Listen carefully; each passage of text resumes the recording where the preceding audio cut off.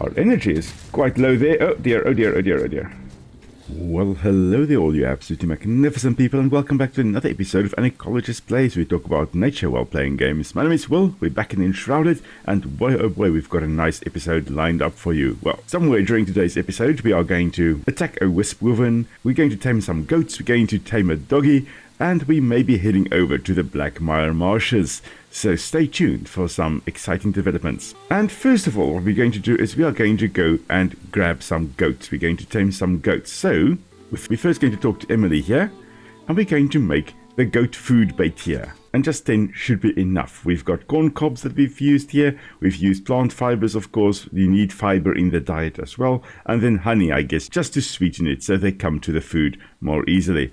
And we're going to head on over here to my food forest here, because just outside to this side, if the wolves haven't killed them, we have got some goats. And I also have an area right over here that I have ready for the goats as well. We'll have a good look at that when we have our goats caught.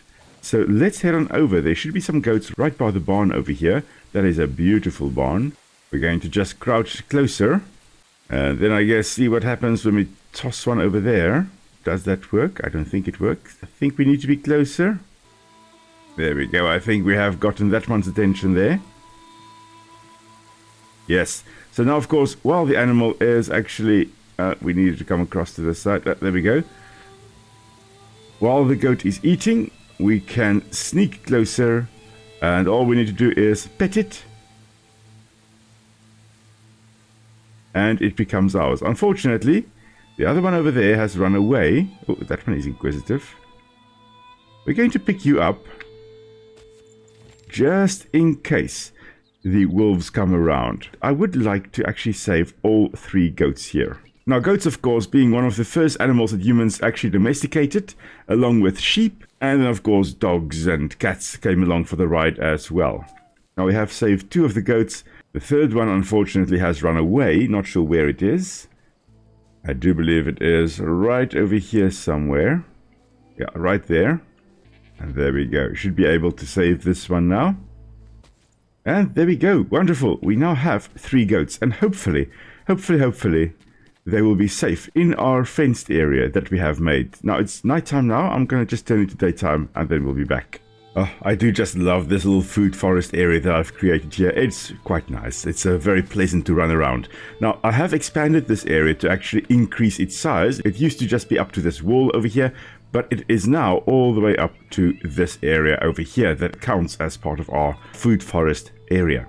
Now, there used to be this sewage stream that ran around here, but I have rehabilitated it, as you can see here. So just heading up here, you can see there's some bubbling sewage type things there, sludge. But I have built these walls over here. So there's a wall that I've built over here. I've built another wall right over here. I've got some vegetation growing along it as well. And I have also built a wall over here and another wall over here. Now, this is very similar to what you would be doing in actual rehabilitation efforts, where you would try to stop the flow of, in this case, mucky water. Preferably, you would be planting some plants here. So in our case, I would be planting some purple berries. I'll do that in a bit. And between the walls here and the plants growing there, the water would be slowing down. A lot of the sediments would settle out. Some of the nutrients would be used by the plants. Reeds generally would be a great idea for this area, but we can't grow reeds yet. So yeah, unfortunately can't plant those there. But we now have clean water extending down in this little stream. Later on, when we actually have access to bronze, I'm going to put in a proper bronze water outlet here to let the river flow downstream. I think that'll look very nice. And I have also fenced off this area here just to try and keep the wolves out.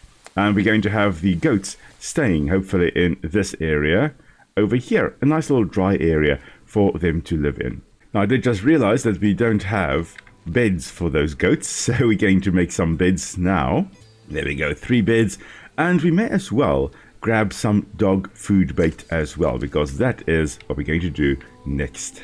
Alright, little goatie, we're going to put you down here. Oh, we do need food for them as well. Okay, so they'll get that in a moment. And the third goatee over here. And we're just going to put your beds right over here, where it's nice and dry and nice and dark. And the goat food here, literally just fiber and corn cob. Very typical food you'd be feeding goats. We're just going to make 500 of those. And you know what? We do need a goat feeder as well. Now, I have made a little watering area over here, so technically the goats can also drink water. There's a nice little pond over there for them, and there is also an oak tree that I've planted over here. I think this is an English oak, Quercus robur, which is one of the more typical oak species. It has got that typical oak-shaped leaves, so that's most likely a typical English oak. Alright, we're going to just put your food in here, or right over here, there we go. And that should then be fine, there we go. Okay, everybody's coming to eat. Well, 2 of the 3 is coming to eat. And there comes the 3rd one, alright. Wonderful, we have our little goats. Now these do appear to all be rams with the big horns that they've got. Of course, horns, unlike antlers, will be permanent fixtures. Oh, you also want to be petted. Okay, there we go. So antlers, the deers will shed their antlers after every breeding season, whereas goats and antelope with their horns, they will keep it throughout their life. So it starts growing when they are young, and they don't shed it after a season, after the breeding season. But alright, I think now we're ready to actually go get a doggy. And that will be at Thornhold. So we're just going to head on over to our base that we still have there. And this is actually the reason why I have not deleted this flame altar over here. I think Thornhold is actually directly to the south. Yes, indeed it is. And we are already under attack, and we're not even in the town yet. Of course, after we have tamed the doggy here, we're also going to grab the Calm Spirit skill, which will prevent animals from attacking us. That will be very, very nice indeed. Of course, these scavenger wolfies, they're not going to actually be tame towards us. They're not going to be friendly. But a lot of the other animals will be. Now, somewhere in this town, there is one of those berserkers, I believe, with the acid edge, which, yeah, that guy ruined my life so many times. We're just going to keep an eye out for him, and if need be, we're going to shoot a whole bunch of explosive arrows in his direction. Luckily, these guys are relatively low level, so we're fine, we're fine. Ah, we've also leveled up, so now we are even more fine. Mostly fine, mostly fine. We're not fine, we're not fine. Okay, now we're fine again. Yeah, there we go, we're fine, we're fine, we're fine. I have not yet seen the acid edge guy, which makes me kind of worried. Ah, but I have found the doggy. There's the little pooch. Let's just open his little cage. Shame, why were you locked up? That's not nice. Okay, he's running, okay. Shame, he is so scared. Come on, little doggy. We're going to just throw you some food there. Come on. There is still a scavenger over there, so let's just get rid of him. Don't think the little doggy wants to be adopted while there are some of his old captors there. Unfortunately, oh, he's running around all over the place. Okay. Aha, there we go. Okay. Ooh, ooh, ooh. Stand still whenever he's alert. Of course, an animal that is under stress will be alert more often, like this little one is. Shame. Okay, so we're just going to pet you. Okay, thank you. And now we just walk away. Some more food. Don't mind us. We are friendly. Ooh, ooh, ooh, ooh, ooh, ooh. And have we got a doggy? Yes, we do. Oh, you're a good doggy. Good doggy. Now, I'm going to pick you up, and we're going to go home now. Ruffles. Ah, that's a cute name. Ruffles. Ruffles, we're going to go home.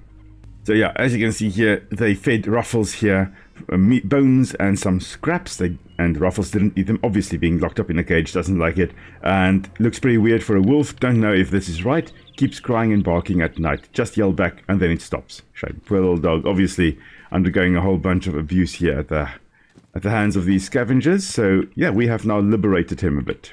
Oh, and regarding last time, when we fought the Vuka Berserker, well, this, I believe, is the Vuka Berserker skull. And you can see here that it looks as though it's got tusks growing out from its skull. So those big tusks that we saw there on the Berserkers, it does appear to actually be the tusks of the Berserker, which is really, really quite cool. It seems as though whenever they do become the top dog, or the top Vuka in this case, those tusks elongate and it becomes more prominent. Probably as a sign of dominance. Of course, our doggy needs a bed, and our doggy needs some food as well. And there we go. We're going to put Ruffles' bed right over here. And Ruffles, welcome. Who's a good doggy? You're a good doggy. Yes. And of course, now that we have rescued our first animals, we are going to grab Dexterity over there and, very importantly, Calm Spirit, with wild animals within 50 meters of us no longer attacking us unless we attack them first. And that is marvelous. Alright, now, I guess it is time for us to go attack a dragon. But in order to do that, we do need some proper food. So we're going to try and make some vegetable puree here.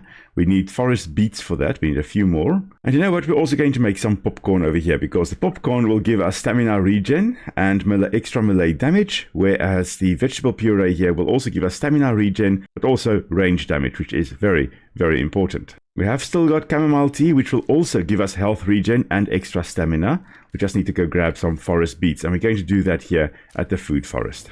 Of course, as mentioned previously, we've got our little food forest here with all kinds of plants growing in it, and the plants are all planted willy-nilly all over the show. So it's more of a natural system, but it does make it a little bit more difficult to actually see where the plants are that you want to harvest. So we're just going to grab some forest beets here. We're just going to first person. We should be able to see a little bit more clearly. There we go. There's a forest beet over there. There's a bit of a cluster over here. Now we do need to actually just regrow the forest beets now that we have harvested a few. I think there we go. We should be some more over here. Let's see, how many have we got? I think we grab 2 more and then we regrow 3 of these. There we go. And this should give us 15 new forest beets to actually put into our food forest area over here. So, you know, circle of life, never take more than you give. So as we take out some plants, we also replant them. Okay, so we can make 2 of these actually 10 vegetable purees. Okay, I thought we only made 2 there. Never mind. We've got enough now. And we're going to make 20 popcorn. This is going to be marvelous. And of course, now we're going to take on the Wispwyvern, which is at Pikemeade's reach. Now, the reason we are doing this is so that we can actually strengthen the flame. We do need some more corrupted boar tusks as well, but we need that fell Wispwyvern head. That is very, very important. So we're just going to head on over here again to our flame altar between Thornhold and Thornsong Frontier. And we are again going to head on over to the north to Pikemeade's reach. But now, as we run past the bulls here, they no longer attack us, unless we attack them first. Haha, that's a game changer. Now we are fine, running through the forest, running wherever we go, unless it's a fell creature, or one of those wolves that I've been, tamed or domesticated or abused by the scavengers. We're not going to be attacked by them. And there in the distance is Pikemeade's reach again. And here, standing at a relatively high point, we should now be able to glide quite a distance. And then hopefully just run through the last bit here. Okay, we've got some of those. Oh, we've got a banshee there as well. We had those fell vicious vines as well. Oh, there appears to be a silver chest up there. Might as well try to go for that. And there we go. Oh, archer chest, alright. Oh, and we are actually under attack by an archer. Well, we're just going to run away, I guess. There's no need for us to be here. We don't need to be here at all. And here we go, the battlefield where we were last time as well. I believe it was last time, not the time before that. And all the boars scavenging on the corpses left behind by the battles. Now, we're actually not going to head directly into Pikemeade's reach now. We're going to hop along the outskirts here, and what we're going to do is we're going to set up a flame altar outside the city at a relatively high point. And that will allow us to come back anytime we want to. Oh, hello, there's an archer hiding here. Hello there. So I can come and collect the special armor that is here and all those types of things, because I do believe there's a nice armor set here, the armor of the North Guard, I think it is. And I just fell down, there we go. Wow. And that is quite a nice armor set to have, even not necessarily to wear, because it does reduce your time in the shroud, and you know, I like to spend as much time in the shroud as possible. It looks cool, so one could use it as a cosmetic armor, but I actually just want to have a nice armor set to display at my new base as well. There we go, there's the Guard of the North boots right over there, and something to read.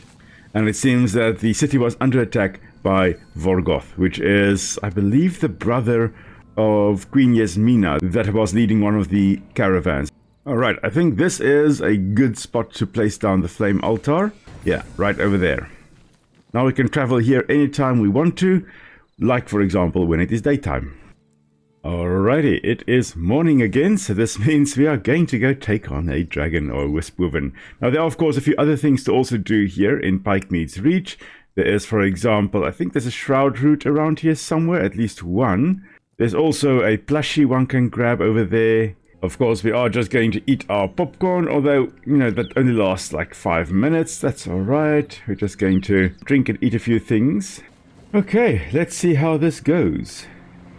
There is something to read here again, and Guard of the North helmet. And the note here talks about Gormander fleeing, allegedly. And oh man, this is it. The moment we've been kind of waiting for, and the moment I've been dreading, in all honesty. Because now we're going to have the Wispwyvern approaching. And you know what? We've got a lot of copper arrows. We've got a lot of explosive arrows. We've got Hail Scourge over here. We've got the Wolfpack Axe all leveled up. And if need be, we also have the Metal Star Mace. Although I don't think we're going to need that. I also have a backup bow just in case the first one decides to break mid-fight. But there we go. Let's eat some popcorn again. And let us see. Hello there, Wispwyvern. So of course this is one of the... Oh, there we go. Okay, it is quite a strong creature. Okay, this is one of the Wispwyverns then that approached Pikemeade's Reach. We're just going to, I guess, check what on earth he does. Oh yes, he breathes fell like that. You know what? Let's see how explosive the arrows do against you. All right. Oh, okay. Yeah, that we should just keep an eye on there. Just need to press the right buttons here. Oh, and I think he is actually summoning a whole bunch of critters to him.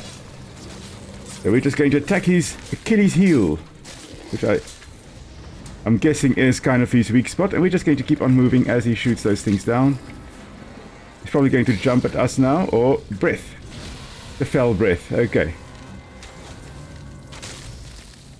And now he jumps. Oh, that still got us, okay.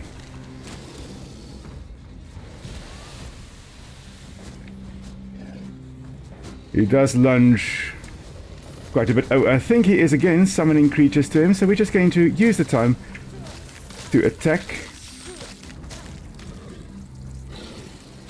There we go. Finally, that time he didn't get us. And again, he is summoning creatures to him. And to attack us. Yeah, that was the tail swipe. Very powerful. I mean, of course he's going to do that when he has the chance. So, as I was saying, the Wispwyvern, the younglings, they were coming to Pikemeade's Reach from the water, apparently. And this is one that is all grown up now. And again, getting a whole bunch of them to come to him. He has got some control over the little critters, it seems. And overall, over the fell that he can... Ooh, charge, that's new. Yeah, I knew that was going to happen when these... when the critters actually... got me like that, cornered. And the critters got me cornered like that. Yeah, I knew that was going to happen. Okay. I've got 10 minutes rested bonus. That is very nice. And I think let's try that again, shall we? But this time we're going to use the axe. Because I think that is better. Miss. Let's just avoid... Oh, run straight into that there. Yes. Miss. Okay. And while he is summoning again... Now, it doesn't seem to have many weak spots, actually. So I think his tail may be one. Not actually his Achilles heel there. Miss. Thankfully. Okay, just keep moving, just keep moving. No, his tail is not a weak spot. It's very hard scales. Very, very hard scales. Okay, are you going to jump now? Just going to check him out, and... Now he's going to do the breath. No, he's summoning them again. Now he's going to do the lunge, probably. And just not be... Oh, it's got to be cornered again. Breath. Okay. Now it's the jump, I guess. No, it's the mortars, the shroud mortars again. Okay, now the jump. Yeah. Miss. Yes. Breath. Take that, take that, take that. And more being summoned, of course.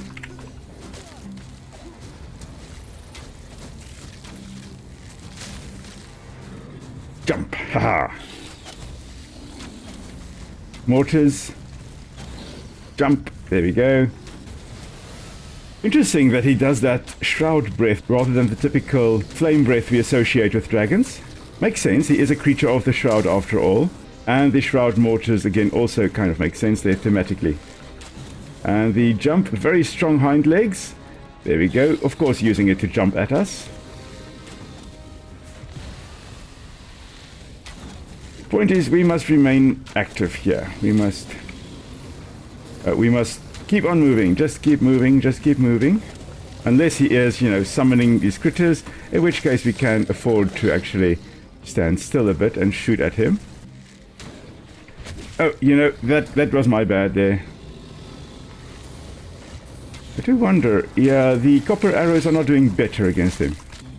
Our energy is quite low there. Oh dear, oh dear, oh dear, oh dear. Just eating a snack here mid-battle, you know, as one does. Oh, I was just about to say it's going better and then he almost jumped on top of us. Just keep calm, Will, just keep calm. He's again summoning creatures, so we're using the time to just bombard him. And then, once the creatures are here, we'll just squash them. And Shroud Breath. And bombard. And he also bombards. Who can play that game? Oh, jump. Haha, nope. Denied. More Shroud Breath. Bombard. You know, it's just a back and forth, back and forth. And he bombards. Ooh, ooh, ooh, ooh, ooh, ooh.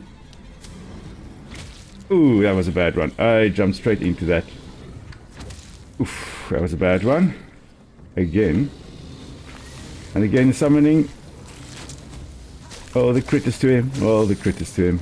Oh, the critters to him. Oh, the critters to him. Okay, so that was it. Sheesh, so many critters we've killed so far. So many arrows we've shot out at him. So many jumps we've done. So many mortars he has shot at us.